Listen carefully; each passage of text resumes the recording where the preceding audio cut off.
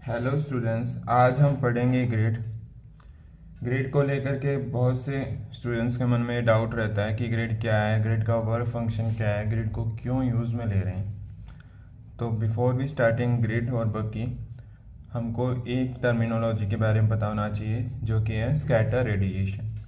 Scatter radiation basically क्या होती है, जब भी एक्सरे ह्यूमन टिश्यूज से इंटरेक्ट करते हैं तो वो तीन फॉर्म में चेंज हो जाते हैं। पहला, कुछ रेडिएशन एब्जॉर्ब हो जाता है बॉडी में और कुछ ट्रांसमिटेड होता है। ट्रांसमिटेड में भी दो टाइप के होते हैं, वे ट्रांसमिटेड एक्सरेज जो इमेज क्रिएट करते हैं और वे ट्रांसमिटेड एक्सरेज जो स्कैटर्ड हो जाते हैं डिफरेंट डिफरेंट डायरेक्शंस में और उनकी कोई वैल्यू नहीं होती, no value in the production of an x-ray image और इमेज। ये एक ब्लॉक डायग्राम है जिसमें दिखाया गया है कि जब भी इंसिडेंट एक्सरेज पेशेंट के ऊपर गिरते हैं तो एक्सरे का कुछ हिस्सा एब्जॉर्व हो जाता है बॉडी में और कुछ ट्रांसमिटेड हो जाता है। ये दोनों ट्रांसमिटेड फॉर्म है।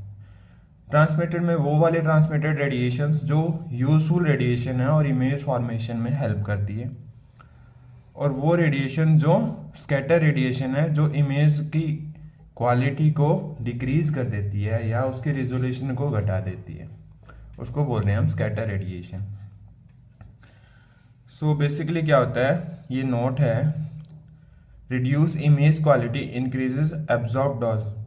स्कैटर रेडिएशन ये दो काम करती है, एक तो रिड्यूस कर देती है इमेज क्वालिटी को, दूसरा इंक्रीज कर देती है एब्जॉर्ब डोज। एब्जॉर्ब डोज क्या करें, किसी भी ह्यूमंस में एक लिमिट तक रेडिएशन को एब्जॉर्व कर सकता है, उससे ज़्यादा एब्जॉर्व करेगा तो वो उसके लिए डेंजरस हो जाती है, तो उस एब्जॉर्ब रेडिएशन को, एब्जॉर्ब डोज को बढ़ा देती है ये स्कैटर रेडिएशन। दोनों के लिए, पेशेंट्स के लिए भी और पर्सनल्स के लिए भी, जो भी वर्कर हैं, टेक्नीशियंस हैं, रेडियोग्राफर्स हैं, उनकी एब्जॉर्ब डोज को भी इंक्रीज कर देती है। ये एक छोटा सा पॉइंट और है, स्कैटर रेडिएशन इंक्रीज होगी क्यों, कैसे इंक्रीज होगी, जब thickness of body part increase होगा। जब भी थिकनेस या थिकन पार्ट होगा ना बॉडी का, उससे स्कैटर रेडिएशन ज़्यादा निकलेगी। सो स्कैटर रेडिएशन को समझने के बाद अब हम चलते हैं बकी क्या होती है। बकी होती है, बकी एक डिवाइस है जिसमें कि ग्रिड और बकी बेसिकली एक डिवाइस है जिसमें कि ग्रिड भी होती है और एक ट्रे होती है जिसमें कि कैसेट को होल्ड किया जाता है उसकी पोजीशन में रखने के लिए। तो एक ट्रे भी होती है और ग्रिड भी होती है, इन दोनों को मिलके बकी बनती है। अच्छा, बकी होती कहाँ पे है, ये एक्सरे टेबल है ऊपर और इसके नीचे जस्ट बकी होती है जिसमें ग्रिड और जो ट्रे होती है दोनों अलॉन्ग विद होती है, एक डिवाइस की तरह काम करती है। सो ग्रिड को अब हम समझते हैं। ग्रिड को इन्वेंट किया गया था गुस्ताव बकी द्वारा और ये एक पतली थिन प्लेट होती है जिसमें कि स्पेसिफिक पैटर्न्स में स्ट्रिप्स ऑफ लेड की पट्टियां लगी होती हैं एक स्पेसिफिक पैटर्न में, और उन पट्टी के बीच में जो स्पेस होता है वो लो एटीन्यूएटिंग मटेरियल लाइक एल्यूमिनियम और कार्बन से फिलअप होता है ताकि कम से कम रेडिएशन का एटीन्यूएशन हो, यानी उसकी पावर या इंटेंसिटी कम से कम घटे, क्योंकि यहाँ से कौन निकलेगी, प्राइमरी रेडिएशन निकलेगी, यूजफुल रेडिएशन निकलेगी जो कि क्रिएट करेगी इमेज को। एल्यूमिनियम का एटॉमिक नंबर होता है 13 और कार्बन का एटॉमिक नंबर होता है 6, तो ये दोनों ही लो या लेस एटेन्यूएटिंग मटेरियल है या जिनका एटॉमिक नंबर कम।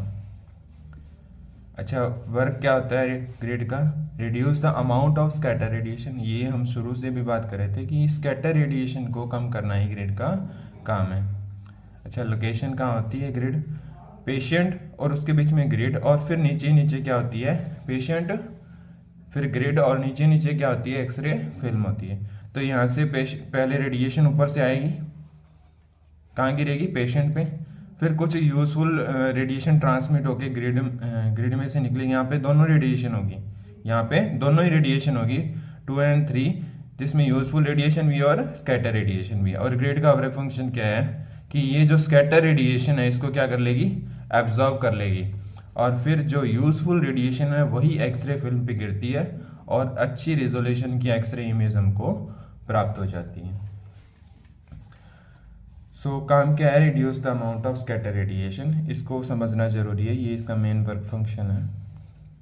अच्छा, एक क्वेश्चन बहुत बहुत बार दिमाग में आता है कि जब भी आप बक्की में कैसेट को डाल रहे हो या आप बक्की में इमेज ले रहे हो तो हमेशा ये सुनने को मिलता है कि फैक्टर बढ़ा दो। तो ऐसा क्यों होता है? क्योंकि जब भी हम बक्की और ग्रिड का यूज़ लेते हैं तो उसमें क्या हो जाता है, सम ऑफ द प्राइमरी रेडिएशन, कुछ प्राइमरी रेडिएशन भी क्या हो जाती हैं, एब्जॉर्ब हो जाती हैं। प्राइमरी रेडिएशंस भी क्या होती हैं, एब्जॉर्ब हो जाती हैं। प्राइमरी रेडिएशन के एब्जॉर्प्शन से क्या होगा कि जो required amount of useful radiation है लेटेंट इमेज को बनाने के लिए, वो क्या हो जाएगी, कम हो जाएगी, जिससे जिससे कि इमेज है उसकी क्वालिटी भी डिक्रीज हो जाएगी। इसलिए कहते हैं कि जब भी बक्की का यूज़ कर रहे हो और ग्रिड का यूज़ कर रहे हो तो हमेशा फैक्टर बढ़ा के दो, ताकि कुछ amount of primary radiation absorb भी हो तो भी वो रिक्वायर्ड जो रेट है उसकी उसको फुलफिल कर पाए। एक ग्रिड रेशियो के बारे में बात होती है और बहुत ज़्यादा इम्पोर्टेंट भी है कि बेसिकली ग्रिड रेशियो होता क्या है। तो ग्रिड रेशियो में मैंने बताया था कि ग्रिड है उसमें लेड की स्ट्रिप्स होती हैं। उसमें क्या होती हैं, लेड की बहुत सारी स्ट्रिप्स होती हैं। उसके बीच में से लो एटेन्यूएशन जो मटेरियल होता है उसमें से निकलती है प्राइमरी यूजफुल रेडिएशन, और वही क्या बनाती है, इमेज बनाती है। तो ये जो गैप आपको दिख रहा है जहाँ से बेसिकली प्राइमरी और यूजफुल रेडिएशन निकलेगी उसको बोल रहे हैं हम डी। उस लेंथ को हम बोल रहे हैं डी।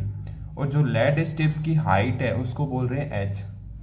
तो यही है कि एच अपॉन डी क्या है, ग्रिड रेशियो है।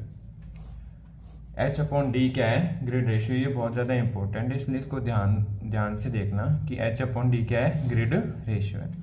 अच्छा, ग्रिड रेशियो जब भी इंक्रीज होगा तो ये स्कैटर रेडिएशन को जल्दी रिमूव कर पाएगा। जब भी ग्रिड रेशियो इंक्रीज होता है तो स्कैटर रेडिएशन को जल्दी रिमूव कर पाता है। इसलिए कहते हैं कि हाई केवीपी की जो टेक्निक होती है, रेडियोग्राफी होती है, उसमें जीआर ज़्यादा होना चाहिए, ग्रिड रेशियो ज़्यादा होना चाहिए, उसके हाइट ज़्यादा होनी चाहिए और ये जो डी है वो कम होना चाहिए।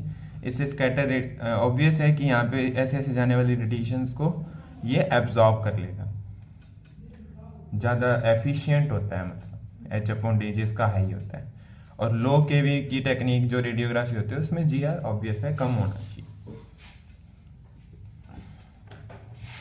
अच्छा, ग्रिड फ्रीक्वेंसी क्या चीज़ होती है? ग्रिड फ्रीक्वेंसी होती है कि grid line per unit centimetre ना, कितनी ग्रिड जो लेड की स्ट्रिप्स कितनी है उसको बोलते हैं ग्रिड फ्रीक्वेंसी।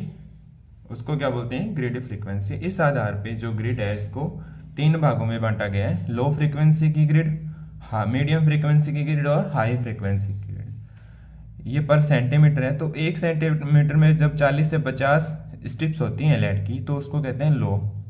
जब 50 से 60 होती हैं तो उसको कहते हैं मीडियम, और जब 60 से 70 या 70 के आसपास होती हैं तो उसको कहते हैं हाई